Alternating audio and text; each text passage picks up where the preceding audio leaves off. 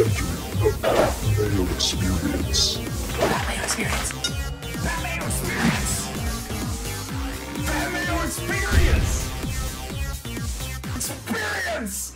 Welcome to the Pat Mayo Experience, presented by DraftKings 2022 National League preview, division odds, MVP odds, Cy Young odds, getting you ready for everything National League. If you missed the American League preview from last week, easy stuff. Sub to Mayo Media Network on YouTube. Go check that out or hit the description of this video or this podcast, and you can find the direct link to it right now. Some of the prices have changed, but not many, to tell you the truth. So the value bets last week are still presumably the value bets this week. But we're talking all things senior circuit this time around. In the comment section, give me your favorite single bet on the card. It could be a future MVP. It could be a rookie of the year. It could be an over-under win total. Doesn't matter. We can look into that. And you tell me what's going on in that regard. Remember to smash the like button to the episode as well if you are watching this on YouTube. Let's bring them in. The same crew as last week from FTN Fantasy, FTN Daily, and FTNBets.com. Host of Mean Streets, Chris Meaney. And from the Mayo Media Network, host of Fantasy Baseball Picks and Bets, going daily starting next week, presented now by Jock Market. You go to jockmarket.com, use code MMN at first deposit, and John will be able to walk you through all of this stuff and how to really take advantage. You'll get a deposit match of up to $100. So deposit $100, they give you another $100 to play with. John, what did you start with, like $20 and turned it into like $3K last year? That is all 1,000% legitimate, Pat. I sent you the screenshot. I have an empty transaction history. I put in a $20 promo. I started applying a lot of the things that kind of made me successful trading towards the game. I love Jock Market, man. Outside of the sponsor, I love the game. And it stuck. And I turned the 20, 15,000%. You can't really fake that kind of funk, Pat. 15,000%. The $20 is over $3K, and I can't wait for baseball season to kick back off. And we're going to be doing it every day, man. I love it. And if you hit the description right now, you can find the link to that, bring you directly to the page, code MMN, get that deposit bonus, and then John on the network is going to have some strategy videos of how to do it. Yeah. If you've ever wanted to bet on baseball, but think about it in a different way. This way is like trading stocks of players. I think it's a really cool concept, and he's a pro at it, so he can walk you through the best methods in order to do it. Chris Meaney, you are the host of Mean Streets, which airs every single day. Where and when can people find that, just in case they may not know? Every day, Monday to Friday at 12 Eastern on our FTN YouTube page. It does air on Game Plus Network at 2 Eastern and 5 Eastern. And honestly, just to kind of piggyback off what you guys are talking about with John and Jock Market, like, is there a better dude out there to talk about the stocks? Honestly, like, when I listen to John talk, it's like he is just a straight up broker. I mean, I am always buying what he is selling, and for the most part, he is selling it pretty darn well. So that's something I'm going to have to check out as well. But yeah, Mean Streets, Monday to Friday. We're getting into baseball mode here. We're just a week away, man, from opening day. I'm pretty jacked. Well, this is going to be the final baseball show for the Pat Mayo Experience for this year, because everything will just translate over to fantasy football, or fantasy baseball, sorry, picks and bets. Like I said, the video is up on MMN, and you can subscribe to the podcast as well if you just want to listen to it in your earbuds. John will talk all things Jock Market, individual players, plus fantasy baseball as well. If that's what you're interested in, he'll have it all covered for you over there. But we're here to talk about some bets, some future bets for the National League right now. We jump into the NL East to kick things off, and no surprise, the Atlanta Braves are the favorites in the NL East right now at plus 140. The Mets are plus 150. The Phillies plus 380. Marlins 16-1. The Nationals 55-1. What happened to the Nationals, Mean? Didn't they win the World Series like 3 years ago? Yeah, they did, and then they sold everybody.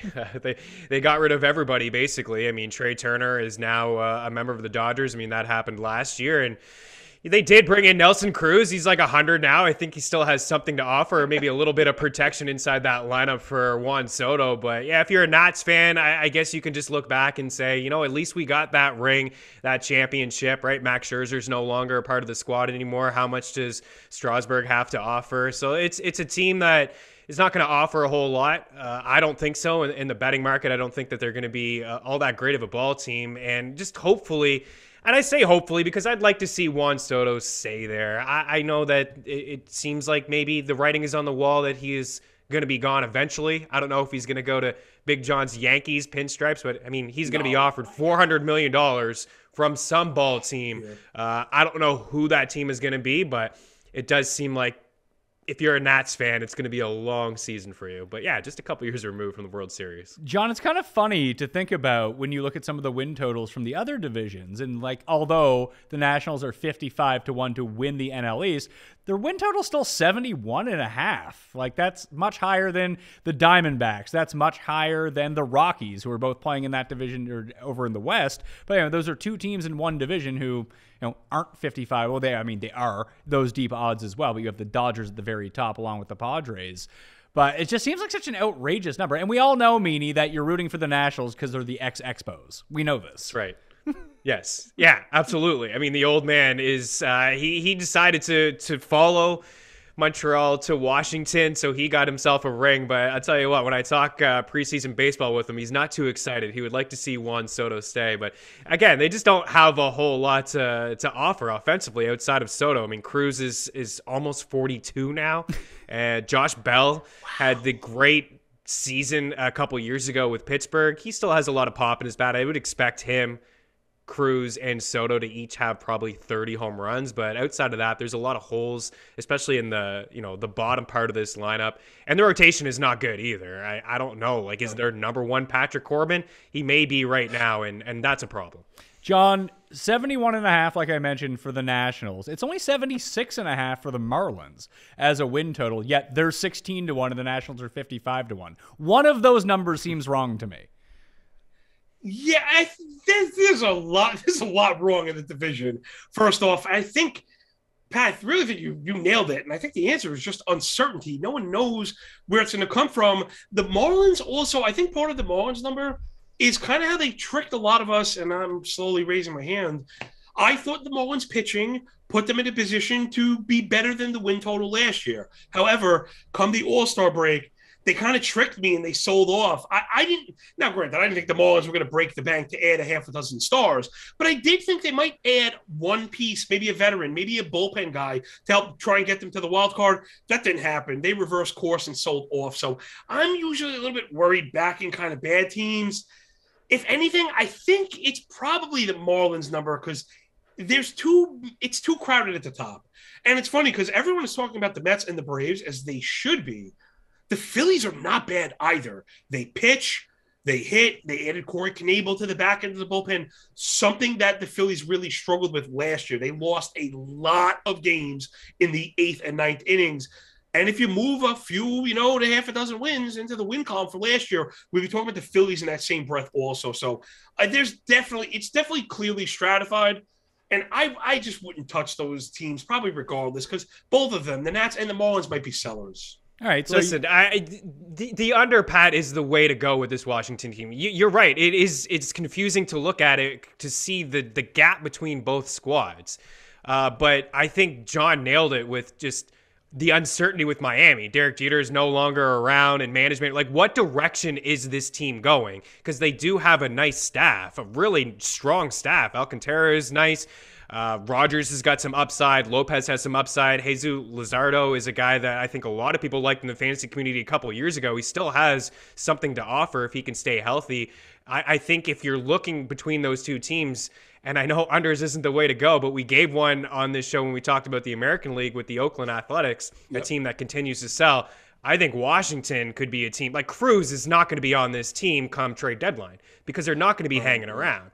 They're probably going to ship him off just like he was shipped off at the deadline to the Rays last year. So there's going to be another bat outside of that lineup. Sure, they want to bring in some pieces and keep Soto happy, but realistically, 71 wins, 71.5 or whatever it is, it's a little high for this team considering where they are offensively and all the holes that they have inside their rotation. So maybe you stay away from the Miami team because you just don't know what way they're going to go, but I would bank on Washington selling at the deadline. Yeah, that's a pretty good bet, Chris. Considering, and I do like some of the Washington pitching prospects, but they're really on the horizon. They're not going to be a this year thing, and it might even bolster your point in that I believe they believe in these pitchers. Namely, let's say Josiah Gray and even Adon coming up. Meaning, I think they're going to allow them to work through some struggles. And Josiah Gray is probably a bit closer than the rest of those guys, but I wouldn't be surprised if the Nats have starters we've really never heard of all throughout September, and they're just kind of losing, trying to get everybody right for the next season. As they kind of, it's not like a full breakdown. They're trying to do this rebuild on the fly, and it's not a now team. So when we think about the top, you got the Mets, you got the Braves, you got the Phillies. John, do you have any idea between those three teams, even if you want to talk about upside, downside? Obviously, the Mets are a real trendy pick every single year, and then they'll lose like 4 of their 5 best players, and then they'll be no good. Yeah. So should we expect that to happen again? I mean, gosh, I just have such a hard time sinking my teeth into like Mets gray clouds being like an actionable thing for betting. It's not how I've ever made money in the market. I make money in the market trying to be as objective as possible, put myself in the best probabilistic scenario. So if we're speaking from that lens, the Mets are really good. And I think that's the team that probably is the best chance of separation because of the pitching. They have a very strong bullpen. They have a lot of offensive depth as well that I think maybe it doesn't get mentioned enough. The Mets have 2 or 3 players. I'm thinking about Dom Smith, also J.D. Davis right now, that are not even necessarily everyday starters. That maybe Chris could speak to what his number on this is, but I think those 2 guys would probably start for half of the teams this season. So I think the Mets, right, and this kind of feeds off of what you were mentioning, Pat, with injuries, but I think even if they have some injuries, also Tyler McGill waiting in the background as the 6th man, right? So if they lose a Carrasco or there is no replacement for DeGrom, but McGill is very good. So they have serviceable people ready to step up in every phase of the game. I think the Mets are the team that looks like they could separate. I agree, but they're not my team for me. I just think they're slightly overrated. I don't know what it is. It's like both New York teams. They on paper they're awesome. The staff, a 1-2 with DeGrom and Scherzer. You can't argue that 1-2. I don't really buy into this offense. I do agree with Big John with some of the players that they have. Last year they were just 27th in runs. They were bottom 10 in WOBA and average. It's been the same thing year in and year out with the Mets. They have won 90-win season since 2007. Even when they went to the World Series, they only had 90 wins that year, and they were led by strong pitching. The pitching is legit. We know that DeGrom and Scherzer are fantastic. I still like this Brave squad. I think Atlanta has a lot to offer. I think they have a really good rotation as well. Clearly, they're going to miss Freddie Freeman, but you bring in Matt Olson. They were able to bring back Eddie Rosario, Ronald Acuna, Ozzie Albies are still terrific players. Swanson still, I think, we saw a little bit more from him last year. I think there's just maybe another level that he could bring. It's a really competitive division. The Phillies probably bring the most value here. You bring in Schwarber, Nick Castellanos. Offensively, they may have the best lineup, but I think why I lean with Atlanta is the rotation is strong. It's very solid. I like Ian Anderson. I like Max Fried. Got nothing from Canadian Mike Soroka last year. If he could be the 4th or the 5th inside that division, that's another element. Kenley Jansen's a guy that they brought in, so the bullpen is pretty strong. I think that they can go toe-to-toe with the Mets in terms of the rotation, and I think their offense is slightly better. But I do believe that the value inside this division, if we're looking for a quote-unquote long shot, as you bring it up, is the Phillies at plus 380. They don't have the rotation, Big John, but offensively, they can hang with the best of the teams. Yeah, and they might be one of those adders as well. Ranger Suarez is going to be throwing today. So, the top of the rotation is there. They have something. I worry about the depth with Philly and Atlanta as well. Again, I agree with everything you said because it's all right. It's just where is Atlanta going to find those innings from the 3, 4, 5 before Soroka comes back? I do believe he'll be back in the second half, but it's got to be Inoa, Kyle Wright, Tucker Davidson. None of those guys have really shown us that much yet. I do like Inoa. I'm not a big fan of guys that punch walls and break hands, just because that's, I'm just serious. Not only did, it's a bit selfish, right? You kind of showed that you put your emotion in front of the team and you kind of put your body at risk. Doesn't mean he's bad, but I worry about the back end of the Brave staff. I think everything else you said is right. I think the bullpen is fantastic. The Phillies, I just don't know what we're going to get. I think to Pat's point about the Mets always kind of being a bit behind expectations, the Phillies are probably right there too, Chris, right? It was Harper. It was like, oh, man, Bryce Harper, and that hasn't really happened. Then it was adding Nola, and it just – all these players, it just hasn't clicked yet, and I think they're really set to go off. I mean, this Schwarber, Harper, JTR thing, there are going to be days that they're going to be minus 300 favorites. Would you ever bet a minus 300 favorite in baseball? That seems like such a losing bet. It is a losing bet. Yeah, if no you take chance. the other side, if you take the other side of those all year blind, but you bet them all, you're going to come out in the black on that venture. Guaranteed. That's not how you win. No way. I always see this with golf bets, and I like to translate everything back to golf. But like, you could have, unless you're playing like you're playing me on the course kind of thing. We even saw it during the match play. You'd have these head-to-head matchups. One really highly ranked player, and they're like minus 250. It's one round of golf. Like there's such high variance with that within an 18-hole round. That's why they play the full 4 rounds, is so the cream of the crop can rise and be consistent over those 72 holes. In an 18-hole, eventually you just have to look at it and be like, although I don't think that this person is going to win, these odds actually don't make any sense. No. Yeah, and it just won't translate into the outcome.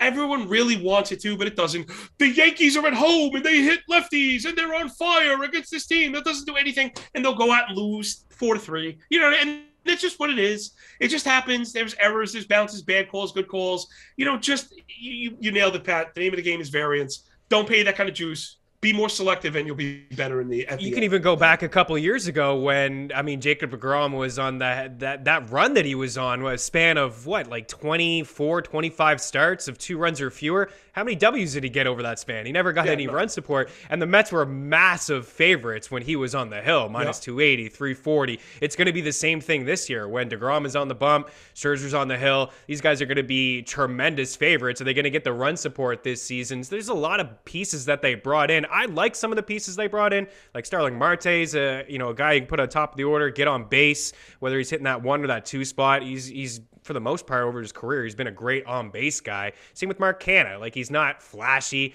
He leaves the big spacious Oakland Coliseum. Maybe he'll hit a couple more home runs there in New York, which is not a great hitter's park anyways, but he's another guy that can get on base, and maybe, once they start getting some guys on base, they can start getting some run support. But you could take that philosophy from golf, baseball, hockey. Don't be betting minus 300 favorites. There you go. There's a lot that can happen in one game.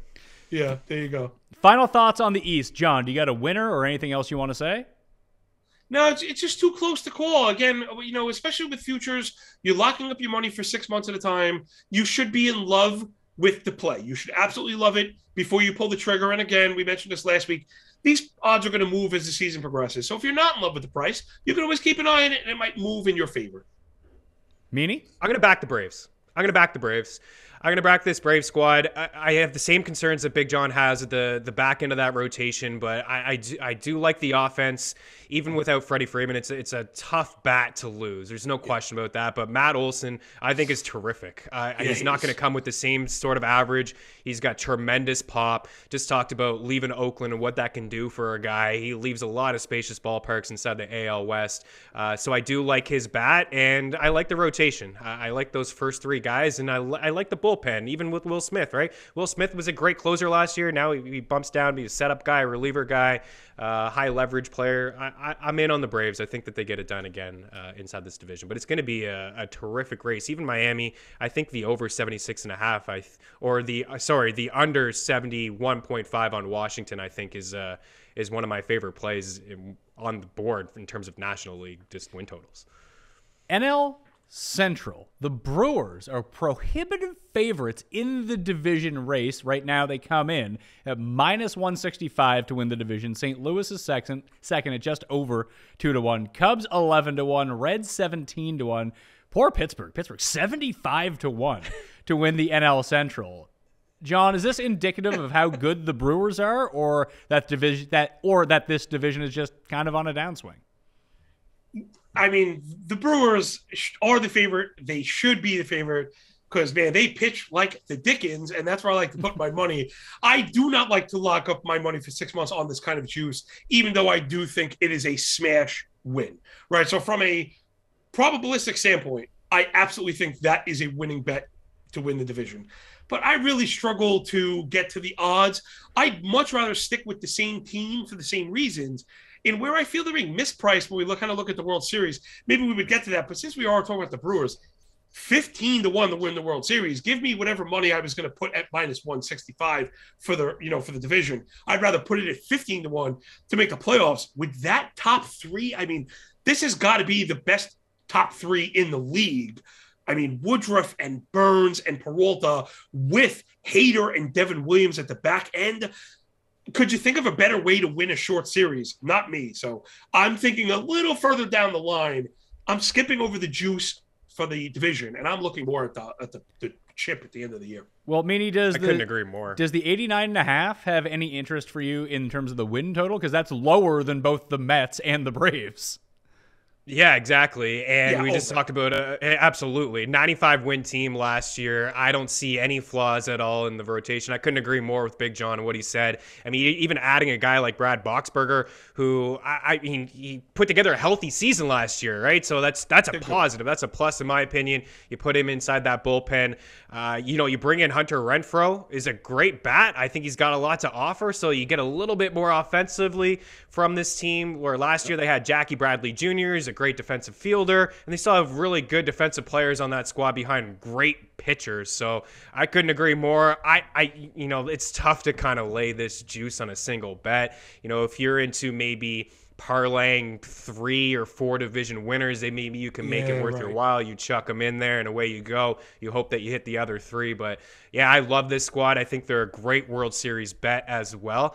We could kind of make a case for the Cardinals to be a playoff team and to hang around again, but they went on a massive winning streak last year. It was breaking records. What was it, like a 20-game winning streak? It was crazy. I don't think that's the pitching. It's not going to happen again. No. Yeah, it's not. They were getting pitching from Jay Happ and John Lester, just guys that were just over the hill. So I think that was a little fluky. I really like this Brewers squad, and I think, from a fantasy standpoint, if you're doing drafts here in the next couple of days, I like Hunter Renfroe's basically. Can I ask you a question, Chris? Are you?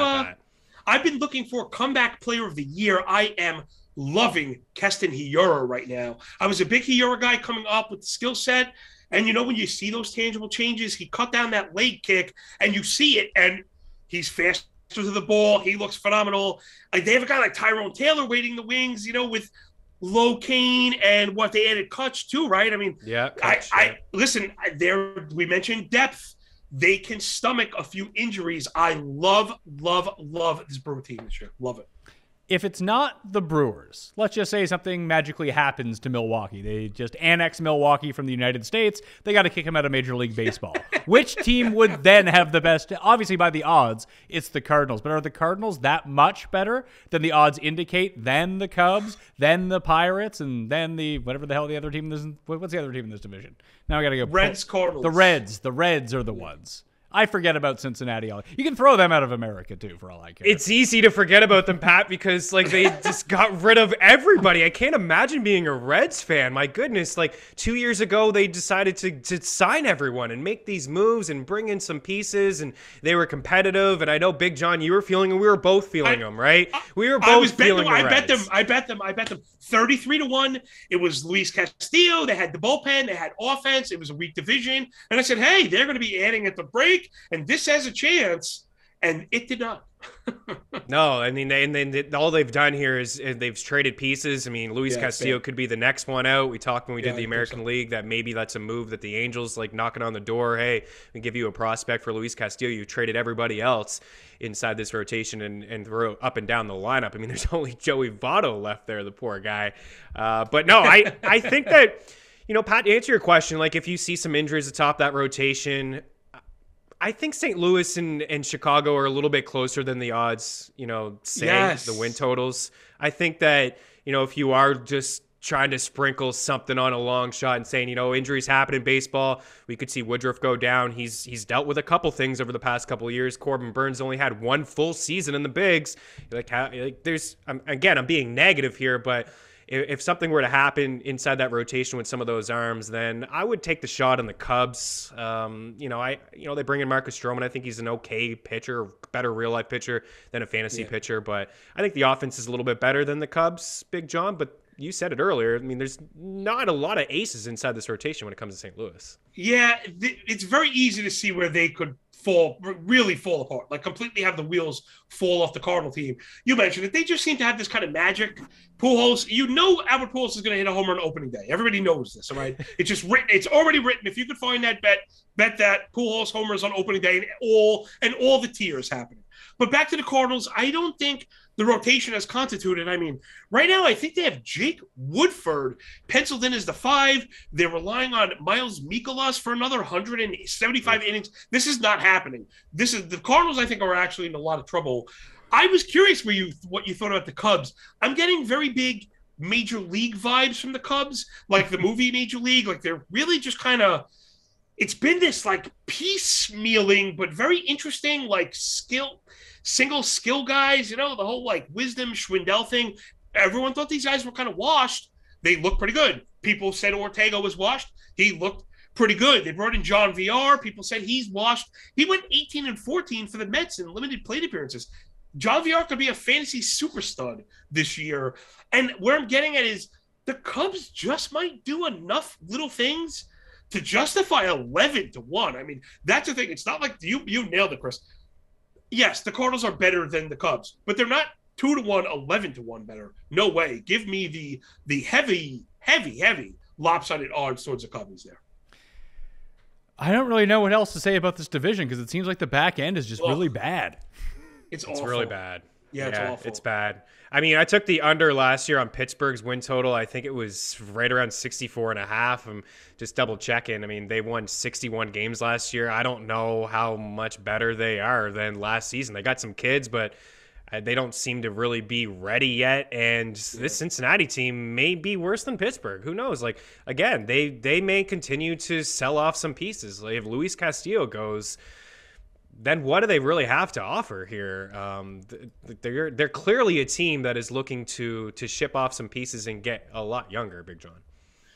Oh man, it's very hard to predict again when we're talking about teams that are willing to break it down, because all we can do as humans is take the information we have. So we kind of apply, well, this player is here. Well, once they move that player, there's really not much to fill the void. Cincinnati looks like they're starting Fraley in the 2-hole right now. It's really bad. I mean, Aristides Aquino, we've seen the downside there. He's not really an everyday player in the big leagues.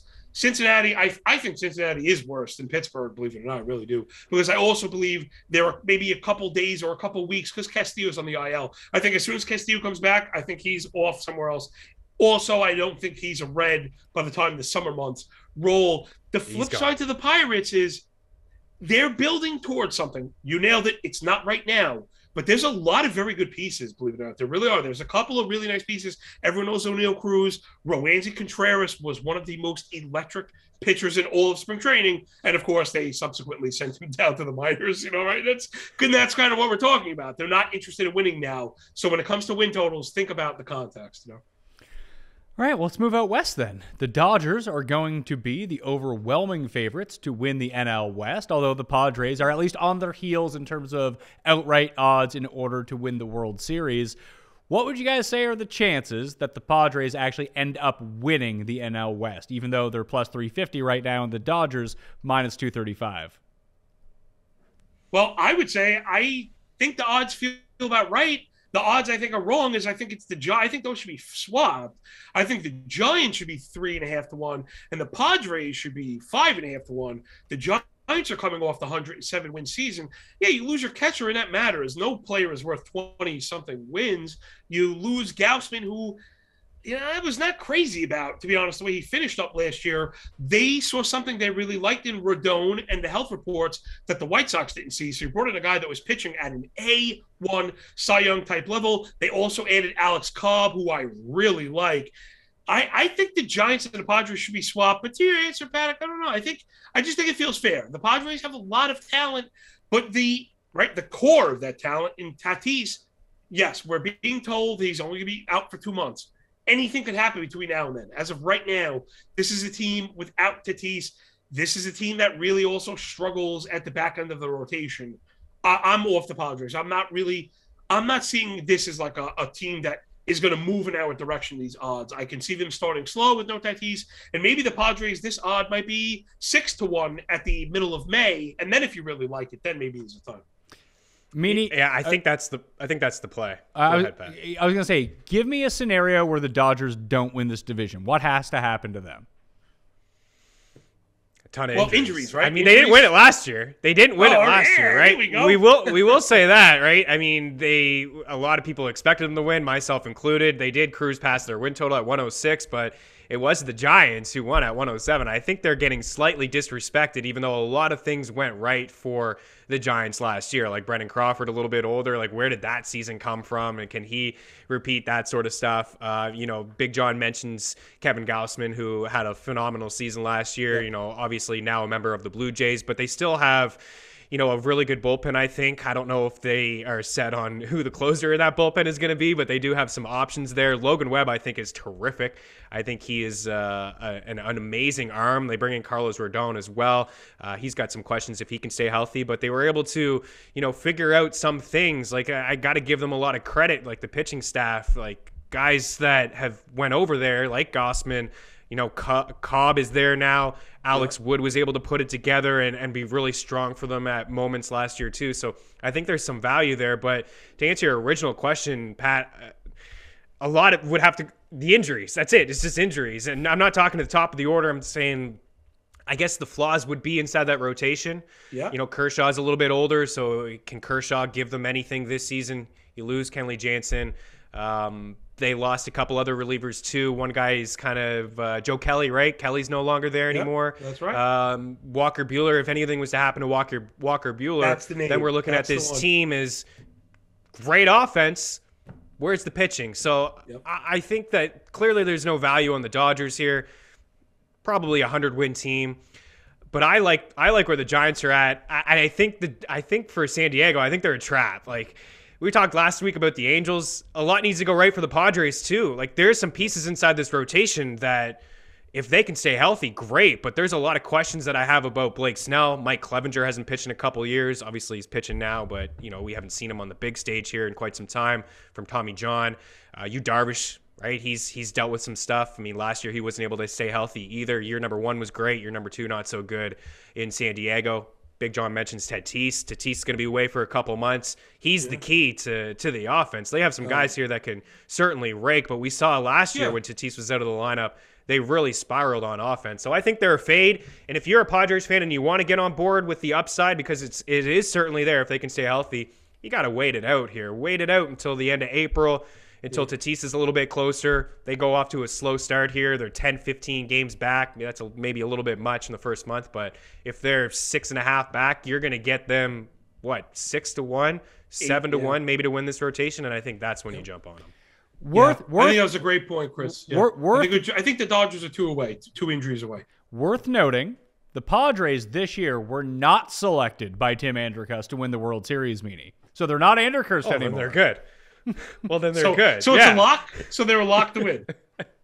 That's what I'm thinking. I tell you what, as much as we talk about Milwaukee too, like, they are a sneaky team if they can find a way to get into the postseason and they're healthy. Like, if you get 85% of Yu Darvish, I like Musgrove. I think we can all agree Musgrove is great.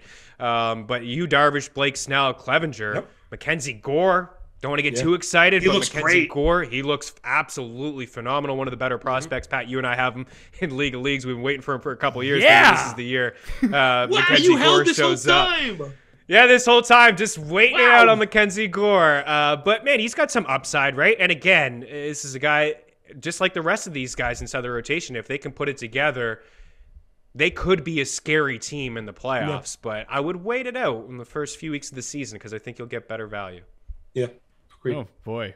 So, Padres, Giants, Dodgers, do we want to do anything with the Diamondbacks or with the Rockies? No. Big John, in terms of win totals, maybe hit the unders? I don't know. No. And the Rockies are an especially good example of why we got to be careful even trying to dogpile the bad teams because of the environment in Colorado, which I don't even know. It just neutralizes everything. It's a pinball machine. I generally try and stay away from it. I stepped on that rake last year, unfortunately, as well. I thought the Rockies were terrible. I think I was right. I think they are terrible. But because Colorado does kind of level the playing field, they somehow won 74 games last year. That's incredible. This team is awful. They are god awful, just terrible. The bullpen is bad. The offense is bad. The starting pitching is one of the worst in the league. But again, when you have these scores that turn into 15-12, bullpen just kind of beating, each other to death, it's very tough. So I think the Rockies are terrible. I would be looking to go under,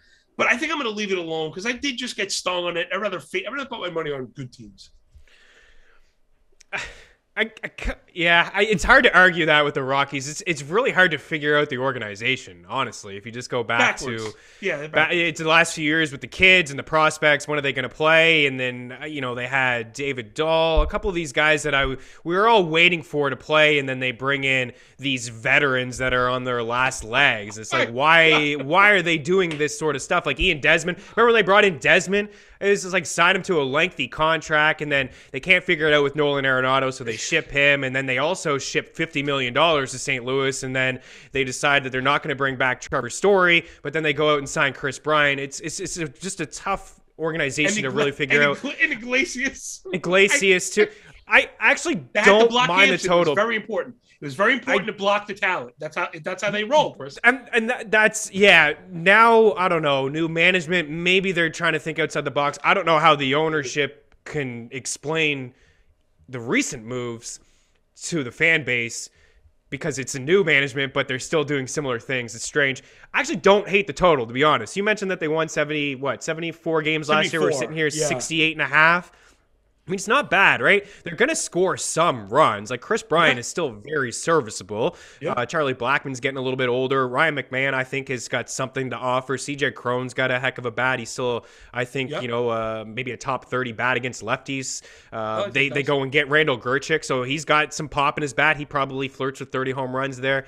I mean, Big John is right. It's a team that they're going to score some runs. The pitching is absolutely atrocious. The bullpen is brutal. So that's where you get into problems. And also the big problem is, come July and end of June, end of July and into August, what is this? What are they doing? Are they going to trade Chris Bryant? They could trade Chris Bryant. They could trade Herman Marquez. If I was to pick a side, though, I would lean the over. I think it's slightly low. Let's talk. I can see it. Yeah, let's just talk MVP. That sounds a lot more fun than talking about the dregs of the NL West. Juan Soto is the favorite at plus 280 in the National League to win MVP right now.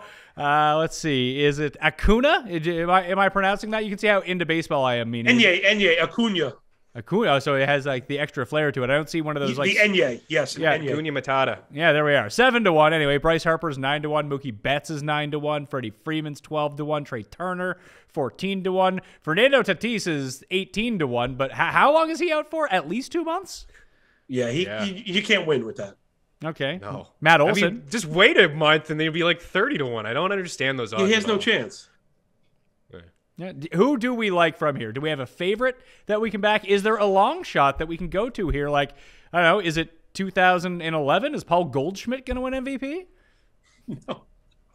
No, he's not. But I will give you a player that I think is in his power prime. We've seen improvements from, and I also think fits the archetype, which is something that Chris and I and you spoke about last week, Pat, which I think does matter when it comes to MVP. These are human beings that vote for these things. So there is a subjective element, right?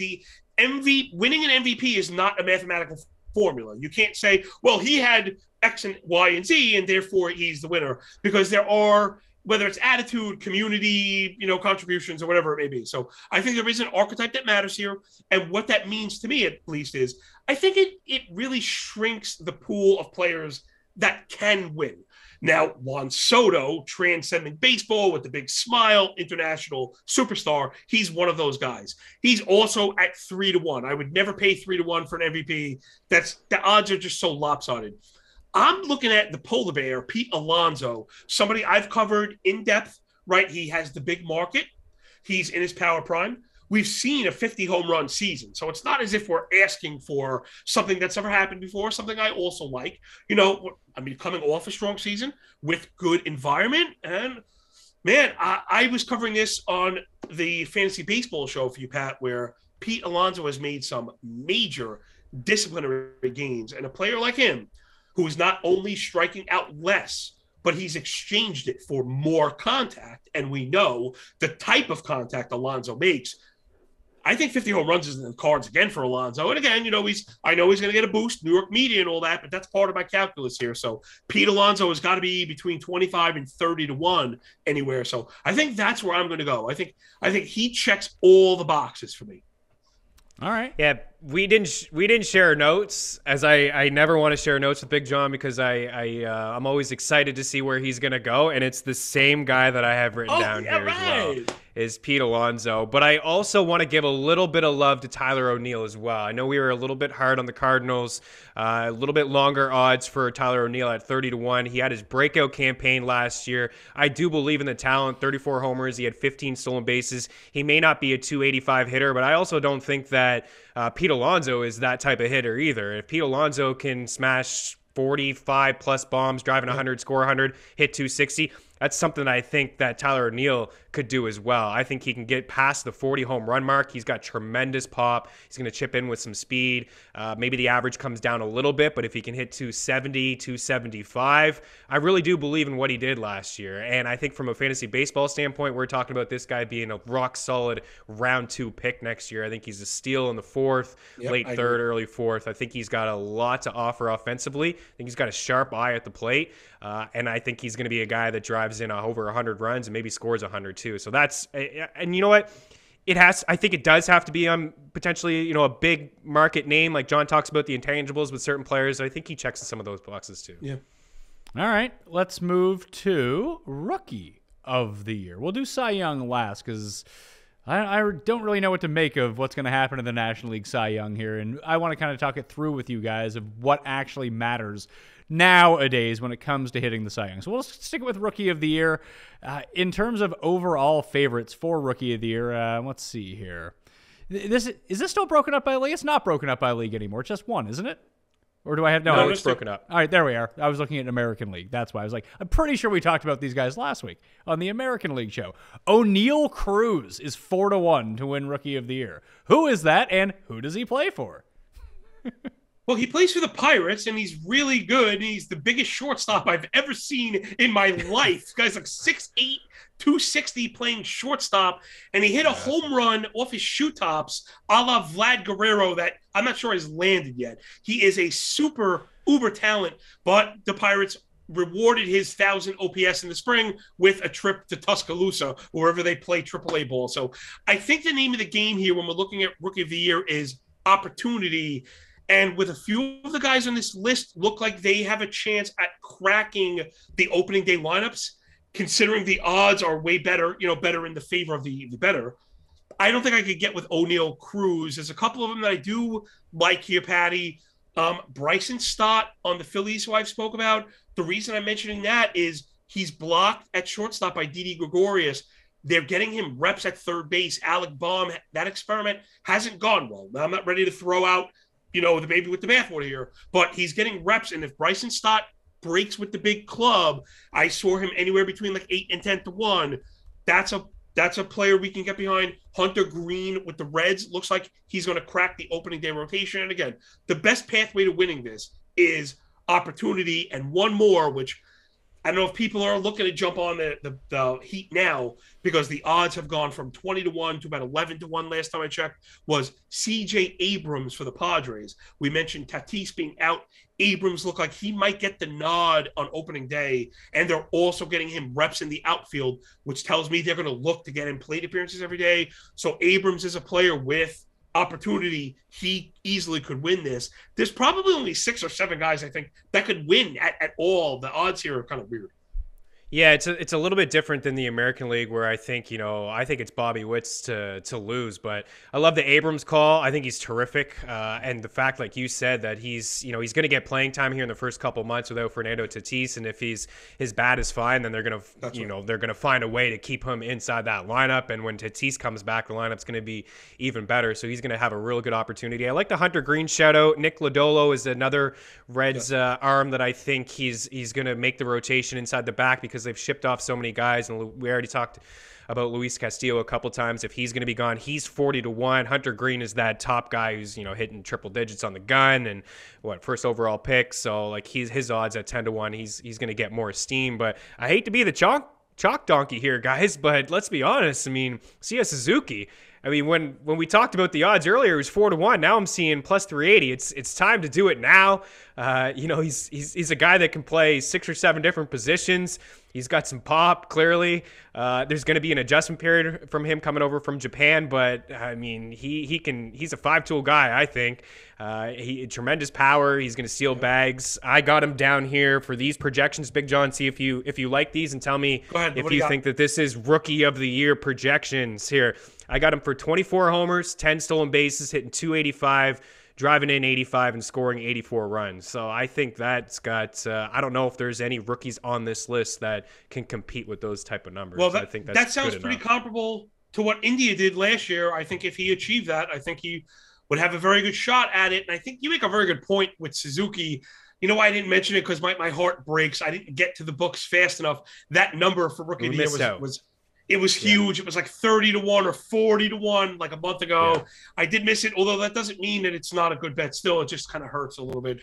And I think the best point here is we're talking about rookies, but like rookie is in air quotes because rookie is not necessarily a new player. Rookie means a new player to the major leagues. Seiya Suzuki is not a new player. He's a seasoned superstar just somewhere else. So if you think he can make the adjustments, he's not going to have some of the problems that we've seen, adjusting to some of the other things that minor leaguers have to, having never played against professionals. So I love the Suzuki call.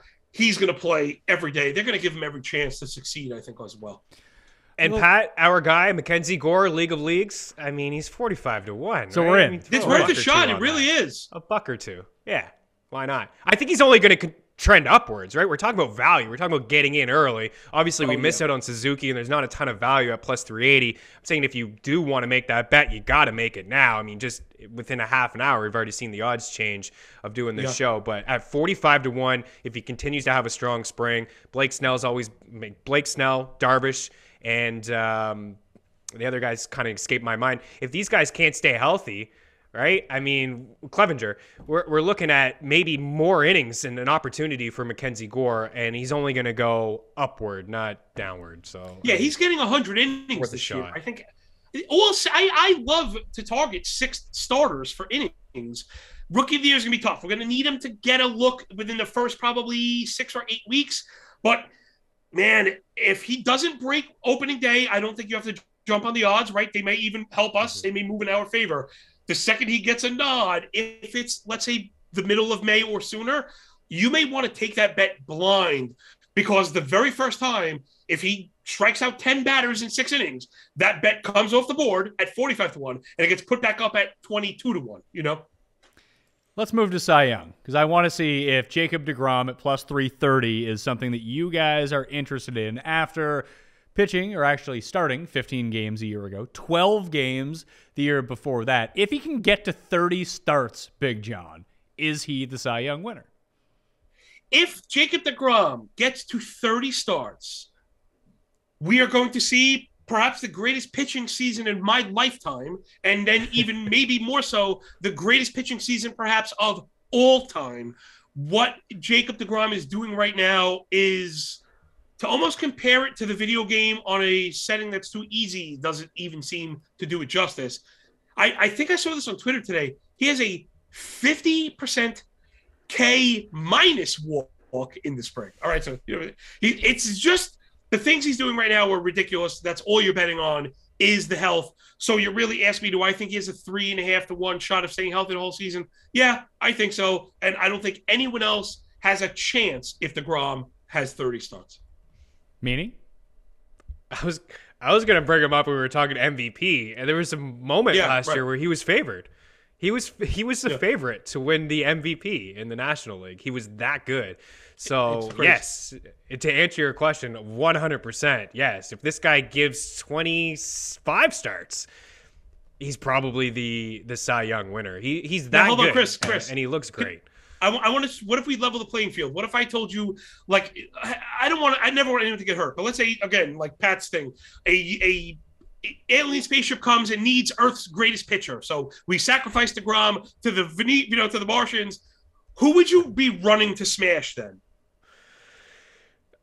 Maybe Scherzer. Like, I still think he has something to offer too, even at his age, a little bit older. I think he has still one prime year left. I mean, he showed it last year when he was with the Dodgers. He was great. He was great in the postseason. He's very familiar, obviously, inside that division. I still think that he has something to offer. I mean, if I'm looking at longer shots, I like Max Fried at 15-1. I like Logan Webb at 18-1. Like I said, I think Webb is one of the next best things. Sandy Alcantara, you know, I is another guy that I think has got some upswing too. Maybe Julio Urias. You know, I kind of talked about how there's not a lot of arms inside that Dodgers rotation if Walker Buehler goes down, but he's a guy that maybe can take that next step as well. But just it's tough to get behind some of these long shots. You know, when you look at top of the board with DeGrom and Scherzer, and, you know, we're not even mentioning Corbin Burns. It's tough to go back-to-back, but he's going to be in the running as well. It's just a terrific arm that has so much swing and miss in his arsenal. So, I mean, I wouldn't be going – we're looking at long shots. We're just sprinkling a little bit here, but I would be shocked if DeGrom and Scherzer are not in the running. Yeah, they have to be. Adam Wainwright is 60-1. That's a name I recognize. One last dance in St. Louis. Wainwright, Pujols, and Yadier Molina. Getting the 2005 band back together. I mean, I can sit down and watch those 7-hour games from 17 years ago, and I'll feel pretty good about myself. I'll still remember what had happened. Maybe that can happen again. Is Marcus Stroman still on the Mets? And does he do that thing in New York like he did in Toronto, where he just seems to hate everyone? No, he fits that what I was saying before, how Chicago Cubs are building the major league kind of thing. I forget the name of the character in the movie. He's the old pitcher that's going to help bring the glue to them. Stroman's actually been very good. He's added a ton to his arsenal. He's also very analytically driven. So he is improving analytically, meaning he understands the things it takes with the cameras and all the Hawkeye stuff, spin rates, attack angles, and all the kind of nerdy stuff. He understands a lot of that stuff. Stroman, I don't know if you can win a Cy Young this day and age without the big strikeout stuff that Stroman has lacked. I think is better than maybe the perception of him is. But no, he's not bad. I think he really gets a knock. Chris mentioned he's better in real life than fantasy. Chris, I believe you're right, but I think that gap is narrowing. Yeah, I think he's great. I think he's a terrific pitcher, honestly. But you're right. Yep. I mean, he's just not going to win Cy Young because, I mean, you can't win with, a 6K per nine, a 7K per nine. And 11 wins or whatever. Yeah. It just can't happen. But, I mean, I think he's a great pitcher. I was really wishing the Angels would get him. You know, he keeps the ball on the ground. He can give you innings. He could give you a lot of innings. I would expect him to go. You know, there's not a lot of 200 inning pitchers in the bigs these days, but I think 180 plus for him is you know, something that I think that he could get to this year. Yeah, he's a good pitcher, but he's, you know, at 45-1. I think I'd rather take a shot on like an Ian Anderson at 35-1. I think there's like some more upside with some of these guys. Heck, maybe even Louis Castillo at 30-1. You know, it's another guy that you waited out on because, you know, he's not going to be ready to start the season. But if he gets traded to a bigger market and things are working for him, then we can be talking about him a little bit differently. All right, I think that will do it outside of one thing on the National League preview show for 2022. I need your pick of the NL pennant. Who over who in the National League? And Meaney, who's going to the World Series? I'm stealing Big John's pick, I guess. I mean, I didn't think he'd come in here with the Brewers, but the Brewers are my team this year. I think it's Milwaukee, and I think Atlanta goes back. You know, I don't want to sit here and talk about the Dodgers. Like I've already seen some guy, Jeff Passan, the best lineup ever assembled. Let me settle down a little bit when it comes to that, but I'll go with Milwaukee over Atlanta. I love Passan, but come on, man. Like, yeah, it's been a lot of great lineups in the bigs. Yeah, you knew it was a crazy take when you got Meaney talking about his hands. Forget about it, man. Are you kidding me? Yeah, it's my Big John impression. Yeah. The hands are there. I think the mouth has to get a little bit bigger. All right. So for Pat, yeah, I got to go with the Brewers. You know, again, I think the division is set up for them to take it. I think the odds agree with us. And then we mentioned how dangerous they could be in a short set, not only with the pitchers up front, but with the pitchers in the back. If you knew, I mean, to think you might get 2 innings from Williams and an inning from Hader, or even if you were to say 3 innings, 3 1/3 from the 2 of them, the game is just shrunk down so far that you're not going to get anything other than A1 pitching from 1st to 9th. The Brewers are going to be a handful. So I'm going to go there. And then aside from that, man, I don't know. I think I'm going to go. I want to stick with the Giants, man. I don't know. Everybody seems to be off the Giants, and I'm not. The market is looking for them to regress. 21 wins. We didn't even bring that up. I'm not really locking up my money on win totals, but I'm over the Giants' 85 wins. Like, they won 107 games. I really like the Giants. I think they surprise people. I'm with me. I'm not going with the Dodgers. I think the Giants can do it. Again, they have pitching up top. They play a lot of defense. They're a little injured right now, but they've also shown that they'll add. So I'm going to go with the Giants and the Brewers in a really exciting NL pennant. Well, right now you can bet the Giants 13-1 to win the National League, the Brewers 7-1 to win the National League. So if that ends up being the NLCS, then you're making a decent chunk of change. Yeah, I would take that. I mean, I think that's pretty good, right? The Giants are undervalued. Yeah. Oh, you're betting. I've already. He's betting them over 88.5. I'll tell you a couple win totals. I did this last time on the way out here too. 88.5 for Milwaukee. You get the over on that one. The under 74.5 on Cincy because they're going to continue to ship dudes off. San Fran over 85.5. San Diego under 88.5. Washington under 71.5, and that's it. I mean, I do like the Braves, but it's a tough number. 90.5 is tough to kind of back the over on that. But I do like the Braves to win the division. Well, really great, Chris. Those are all the best picks. You approve? On the board. Those are really all the best picks on the board. I don't even think I have anything to add. I would just tell everybody, be careful locking up your money. If you're not in love with it, those are the ones I would probably narrow my scope to. You know what? I did have one more I wanted, but the odds have moved now that the lines moved. I was really into the Phillies over. It was at 82.5. We've seen that now creep up to 85.5, and that's where my number was. So I think I'm kind of pulling off the Phillies because I believe that's fair. Those 3 games, that was the value, and I think it's gone now. All right, that will do it on the Pat Mayo Experience. Once again, Meaney, you're actually going to be like talking baseball throughout the course of the season on Mean Streets. Seems like a heavy lift.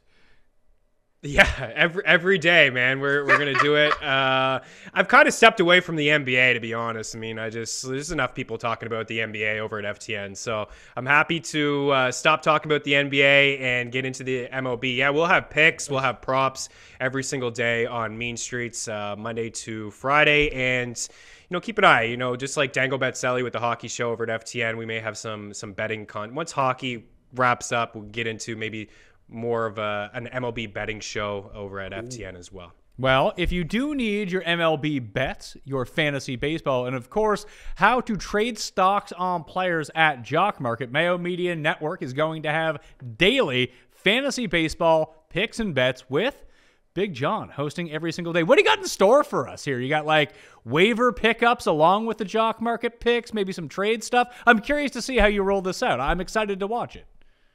Whatever isn't nailed down is getting covered. No, I'm so glad for the opportunity because we're going to do the thing we do, Pat, which is everything, because I do it all. I'm not just playing fantasy. I'm playing DFS. I am betting not just futures markets. I'm betting daily and everything in between, including Jock Market. So being versatile, it really opens up the opportunities for you because there are going to be days, and the people who follow us along, they're going to see it in real time.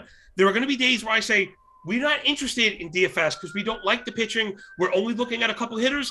That's the day you go to Jock Market. You could single your plays just on those hitters and cash out and then kind of hedge games with Jock Market or otherwise. I can't wait. It's going to be great. And also we're going to be doing fantasy at the same time. I can't wait. We're a few days away. Let's go. So hit the description or just go to jockmarket.com. You can get the direct link down there. Use code MMN when you sign up. Big John's going to have a walkthrough for you. It's actually incredibly easy to do. It looks like it's a bit intimidating at first. It's not whatsoever. And as we said, 15,000% ROI on his bonus deposit. Didn't even have to put in his own $20. Just got Sounds 20. Fake, right? Yeah, I mean, I didn't verify. You could be making that up for all I know. No, I'm going to share it all. I show the receipts. It's very important for me to be 100% transparent. I know you trust me, but when we do it, because this is going to be part of the process. I'm working on that tutorial now. And part of it is tracking your movement, because it is really important. So that stuff's gonna be super exciting. I can't wait. That tutorial will be up in a few days. All right, that's amazing news. So once again, fantasy football picks and bets, fantasy baseball picks and bets. I keep saying football. Now I'm in my own mind about it because I've been hosting the fantasy football picks and bet show, but this is fantasy baseball. I will not be hosting that show because you really don't want to hear from me too much on baseball. That is the source of where you want to go to for everything. Was that police car I heard in the background coming to get you, John, or what? Or was that outside of Meaney's house? No, that wasn't mine. It couldn't be me. Could not be really? Me. I think it was, dude. I think it was you. I could hear it in the headset. Hopefully you're all right over there, dude. Yeah, well, if we don't see fantasy baseball picks and bets next week, we know that John's in jail, so it'll be okay. I'll have to figure out someone else to come do the show. Anyway, goes up to that on Mayo Media Network. Smash the like on the way out, and in the comment section, give me your single favorite National League bet for the 2022 season. If you want to watch the AL show, hit the network, hit the podcast feed, or just down in the description. You can find it all there. That'll do it for us. Masters for the next 7 days. Let's fucking go, okay? I'll see you next time. Mayo experience! Experience!